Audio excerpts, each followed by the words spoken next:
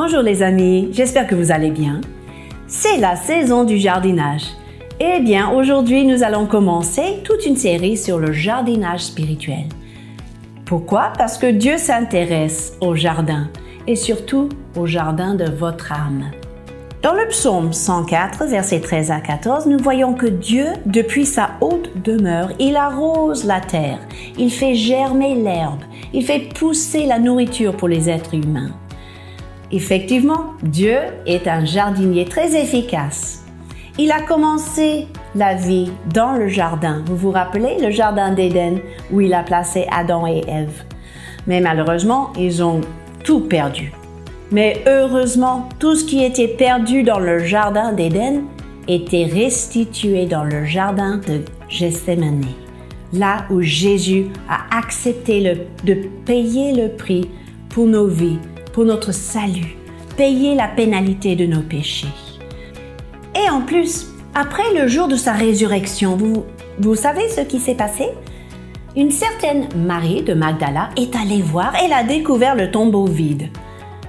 Tout d'un coup, elle entend une voix, elle se tourne et elle voit Jésus, mais elle pense que c'est un jardinier.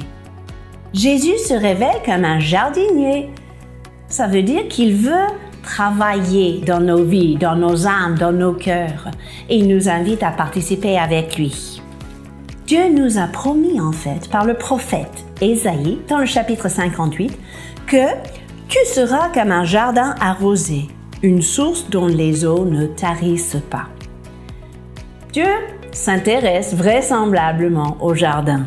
Alors, cette série va nous aider à découvrir les éléments différents du jardinage, mais on va commencer à examiner qu'est-ce qui est nécessaire pour être un bon jardinier. La semaine dernière, nous avons parlé de comment nous sommes équipés pour achever notre course.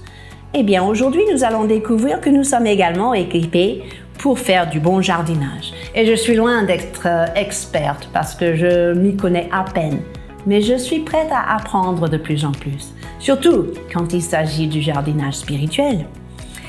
Imaginons, votre cœur ressemble à une cabane de jardin, là où tout est stocké et tout devient un instrument que Dieu peut utiliser pour travailler dans ta vie. Alors, qu'est-ce qu'il y a dans la cabane? Bon, on voit des gants du jardinier. Pourquoi? Parce qu'il faut protéger ses mains. Ces mains que Dieu vous a données sont censées guérir, consoler et aider des gens en difficulté. Alors, il faut protéger les mains. Il ne faut pas faire du jardinage dans les sandales ou dans les tongs. Non, il faut des bons sabots pour ne pas s'enfoncer dans le sol, n'est-ce pas? Tout comme nos pieds sont chaussés de l'évangile de paix, selon Éphésiens 6. Qu'est-ce qu'ils sont beaux, les pieds de ceux et celles qui annoncent la bonne nouvelle, selon le prophète Ésaïe. Donc, il y a d'autres instruments qui sont importants pour le vrai travail également. Par exemple, un désherbeur. Si vous voulez assurer que des mauvaises herbes ne poussent pas dans votre vie et vous voulez éviter des produits chimiques et nocifs, il faut des outils qui creusent, qui déracinent, qui travaillent la terre pour enlever les mauvaises herbes.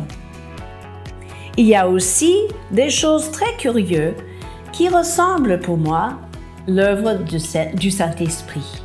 Par exemple, j'ai découvert ce genre de fourchette. Ça s'appelle un déplantoir. Et je trouve que c'est intéressant parce qu'il y a 3 points. Père, Fils et Saint-Esprit, ils veulent tous faire du jardinage avec nous.